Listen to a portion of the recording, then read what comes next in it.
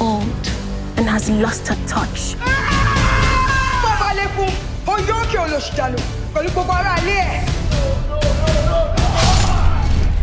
You tell me, is this your king?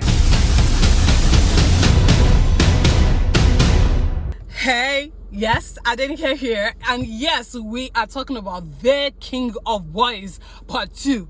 Yes, the return of the king. Yes, the 7-part series that's coming to Netflix in a couple of days. Okay, yes, we're talking about it today. However, don't be scared. I'm not going to be spoiling anything for you.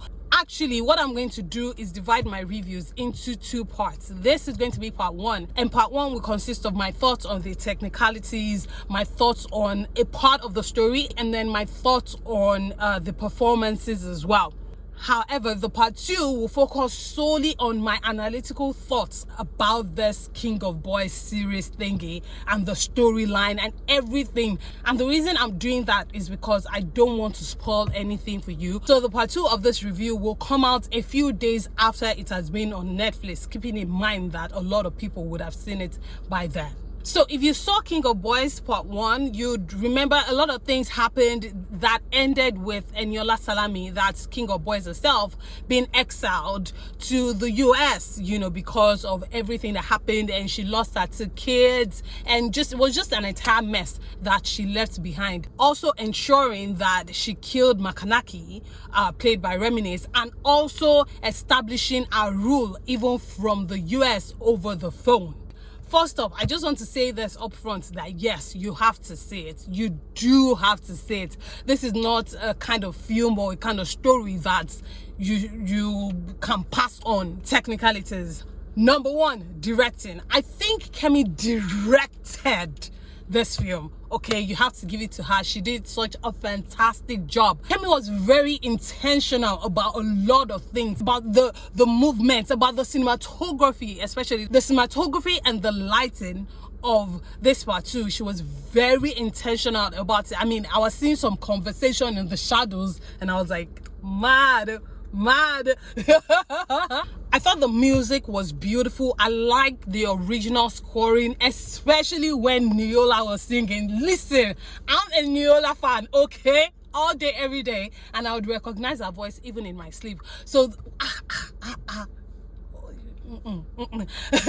However, I did feel like they could have done a bit more work with the sound design. I feel like they didn't go all the way there. Then with the editing, I thought the editing was good. It was pretty good. There were a few slip-ups here and there, you know, maybe someone's line entering another person's line and then being repeated again. I caught it a few times. Overall, technically, I thought it was pretty solid. They did a good job. Now, let's talk about the story. The story came with a lot of appreciation for the Yoruba culture. You know, there were lots of proverbs. Some I was familiar with, others not so much, but I'm Yoruba, so I completely understood what they were saying. I loved that infusion. Did it get tiring at some point? Maybe, you know, I think maybe they overdid it at a few places. But overall, I loved the fact that we were watching a modern film, and at the same time, there was this infusion of who Eniola really is. Like, this is who I am, this is my background. So she infuses that. She's not this airhead that's, you know, going around acting as if, you know, big English and all of that. You know, no, that's not who she is. You know, she's rooted in the Yoruba culture and the belief that, you know, she's king. Now listen, there was a big part of the story that completely caught me off guard. You see it when you see it, and you know, it was so genius that I did not think about it. You know, I don't want to spoil it for you. But let me just emphasize that Kemi did something special with that aspect of the story, and I just wished